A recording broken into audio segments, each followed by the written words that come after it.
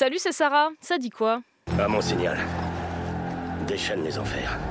C'est pourquoi, sur le fondement de l'article 49, alinéa 3 de la Constitution, Tiens, ça faisait longtemps. j'engage la responsabilité de mon gouvernement.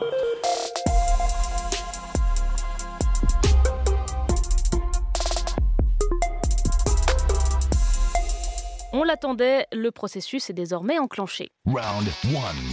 Fight. Le Premier ministre Michel Barnier a déclenché l'article 49.3 de la Constitution hier pour faire adopter le budget de la Sécurité sociale pour 2025 sans vote du Parlement. Alors certes, ça évite que ce budget soit rejeté, mais ça donne la possibilité aux députés de déposer une motion de censure pour faire tomber le gouvernement.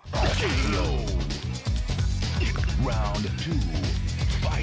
Et c'est ce que se sont empressés de faire les députés du Nouveau Front Populaire et ceux du Rassemblement National. C'est la motion de censure de la gauche qui sera examinée en premier dans la semaine. Seuls ces deux camps n'ont pas assez de députés pour la faire accepter, mais le RN a déjà annoncé qu'il voterait le texte de la gauche. 140 députés d'extrême droite plus 192 du NFP, ça ferait 332 voix pour la censure. Même si une élue socialiste et un élu Lyotte ont annoncé qu'ils ne voteraient pas, on est largement au-dessus de la majorité. Continue. 8, 7. Le temps de Michel Barnier et de son gouvernement est donc compté. Pour certains, c'est même le mandat d'Emmanuel Macron qui devrait être écourté. Je te laisse les écouter, tu vas les reconnaître. Il faut, et c'est la seule possibilité qui existe, de revenir au suffrage universel, que le président démissionne. Le président de la République a 3 possibilités. Le remaniement, la dissolution et sa propre démission. Jean-Luc Mélenchon et Marine Le Pen voudraient que l'élection présidentielle arrive plus tôt que prévu.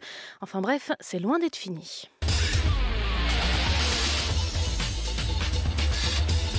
Le budget, c'est d'ailleurs un gros problème pour les universités qui se mobilisent aujourd'hui.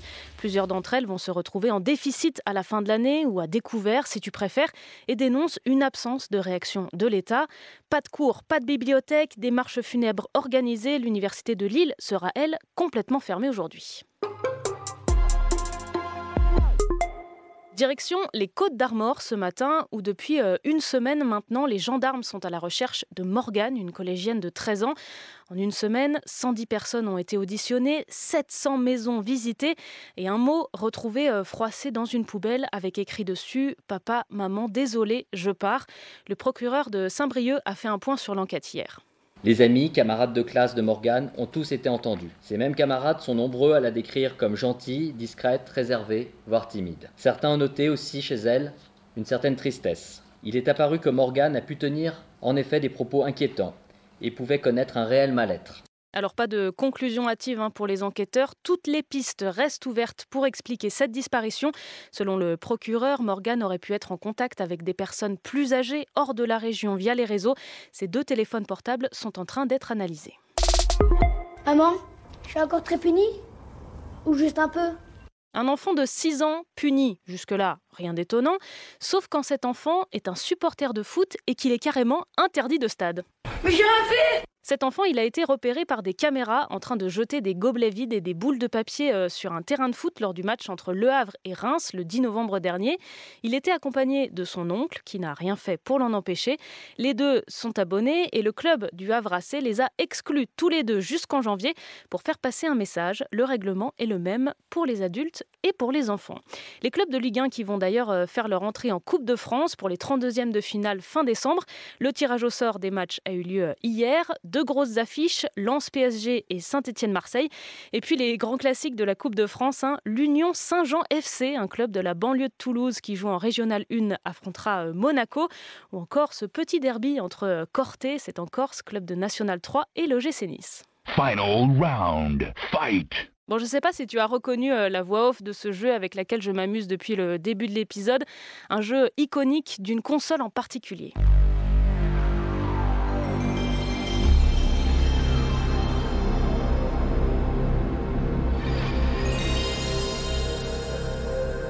Il y a 30 ans, Sony sortait sa première console, la PlayStation 1 du coup, sur laquelle je me souviens avoir joué à Tekken 3, c'était ça le jeu, ou encore à Tomb Raider ou Final Fantasy 7, des jeux en 3D grâce à l'arrivée du CD, et c'était un gros coup face aux deux mastodontes du secteur de l'époque, Sega et Nintendo. D'ailleurs, cette console, elle devait être produite par Nintendo, mais après une brouille entre les deux entreprises, Sony se lance finalement seul. Richard Brunois est l'un des responsables de la com de la PlayStation en France. Un troisième acteur arrivait sur le marché avec une promesse, la qualité de l'arcade à la maison. Est-ce que cette promesse allait être délivrée ? Quelques mois plus tard, on a su que c'était le cas. Avec plus de 100 millions d'exemplaires vendus dans le monde. Final Fantasy VII, c'était une tuerie, ça l'est toujours, et c'est pour toutes ces raisons que ce jeu m'a marqué. C'était Sarah de France Info. Allez, ciao. You win.